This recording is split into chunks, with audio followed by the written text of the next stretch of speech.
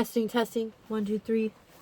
I'm Cheyenne Nicole, and this is my channel. This is Bob Ross.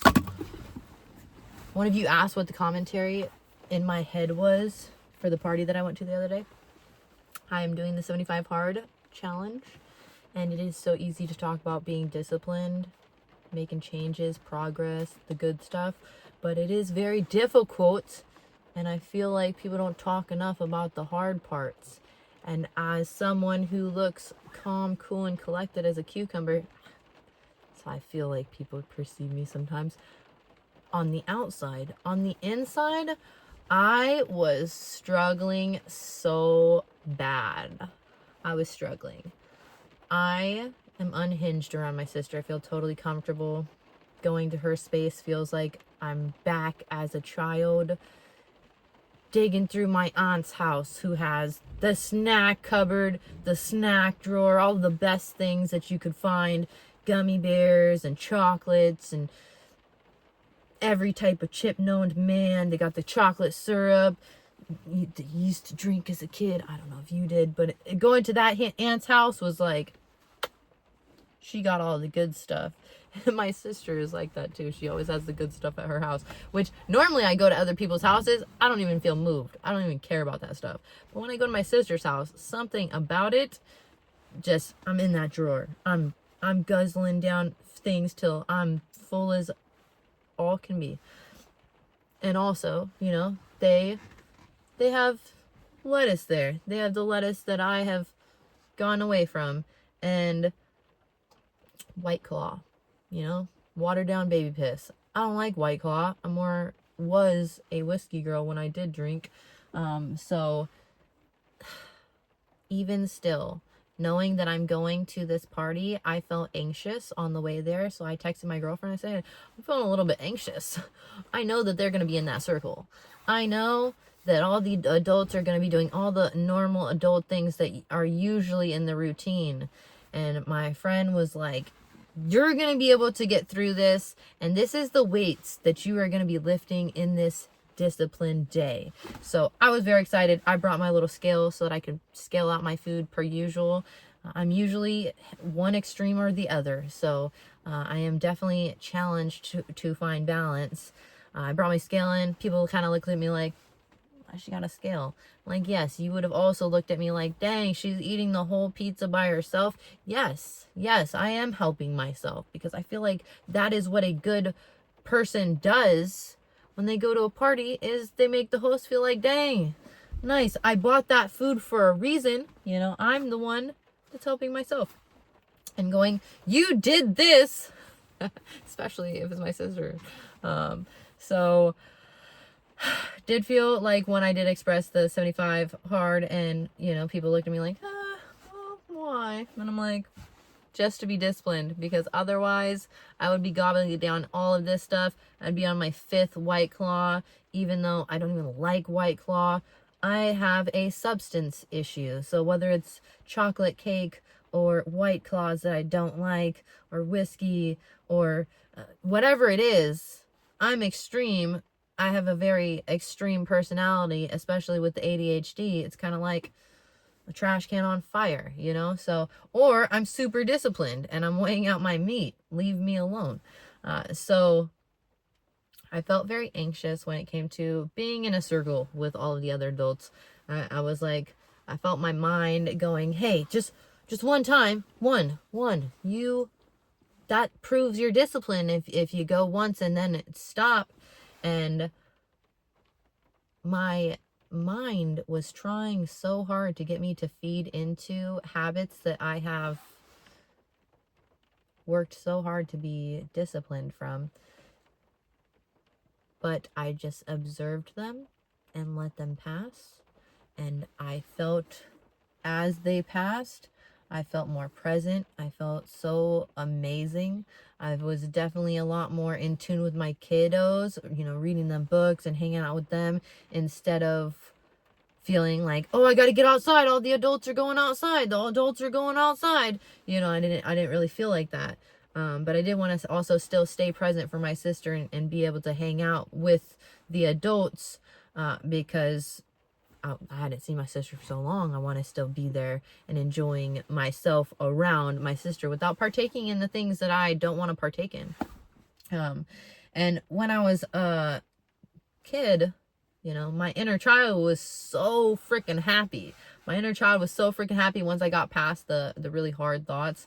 And my inner teen was like, because my inner teen would go to parties like this, usually coming out the gym, and everybody would be like kind of like dull, like a little high, a little drunk, you know, things like that. And they'd be like, "You want some?" I'd be like, "No, I'm cool. I'm good. I'm good. You do you. I'm fine doing me." You know, and I felt a little bit like there was some detachment there. Like, you know, I didn't feel very like, I felt a little alienated.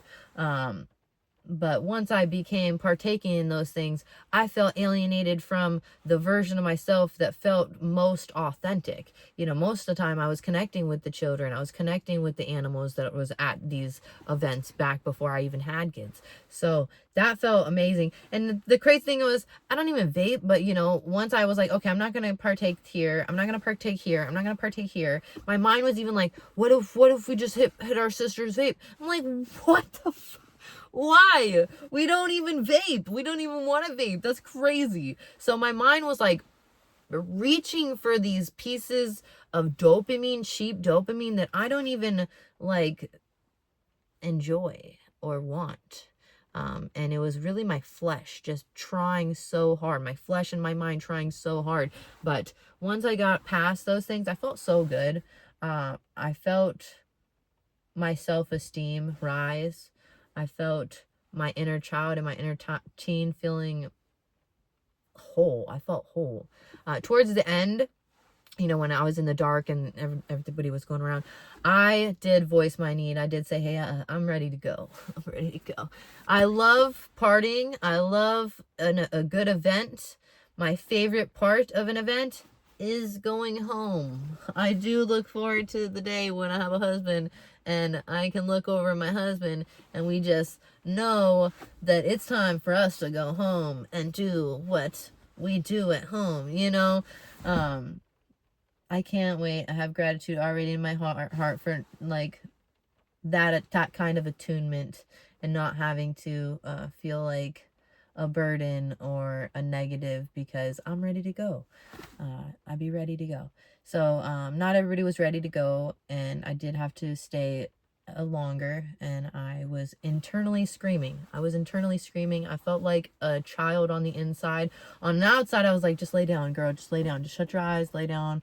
Just be present. Everybody's talking about stuff I don't care about. But internally, I was screaming. I was like, I just want to go home. I don't feel heard. I feel like my needs don't matter. And it was really hard. I was like, I gotta wake up at 5 a.m. to go to work. I'm so tired. But once that passed, I felt so like, I know what I want, I know what I don't want, I know what I want to feel, I know what I don't ever want to feel. So I feel like it was really important. It's going through those thoughts and feelings that you either lower your frequency or you higher your frequency. And I definitely feel like I hired my frequency going through that experience. And that was my commentary for the party. So although the video was just a 15-second like cool, it was a mountain that I climbed and I got over and I felt so proud, and I had my friend reassuring, and the thoughts also, the commentary in my head before I even went was, nobody cares, who cares, just have a drink, enjoy, like I'm like, I don't even enjoy this. There's not joy in my heart when I'm indulging these things. There never has been.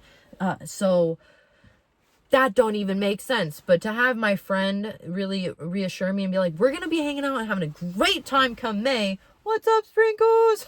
What are you doing, man? It felt so good. So having a support system that you can turn to and you can like connect with, somebody that's attuned to you, that's like, hey, I do care. I was like, hey, that's what I needed. I know you care, and I care too, and I care even more that I have somebody in the crowd. I'm used to not having anybody and being my own either cheerleader or my own worst enemy.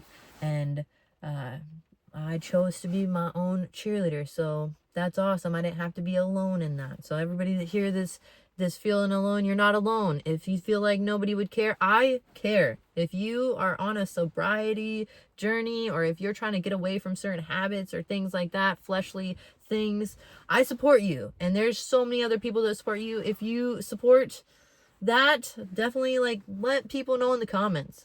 Thank you so much for asking what the commentary was. I didn't feel like anybody really cared to know that stuff, and maybe I shouldn't have. Maybe that was one of those things that the internet shouldn't know or something. But that is my truth, and if it was too much one day, I'll just delete this video anyways. So I love you guys. I will see you in the next video. Bye.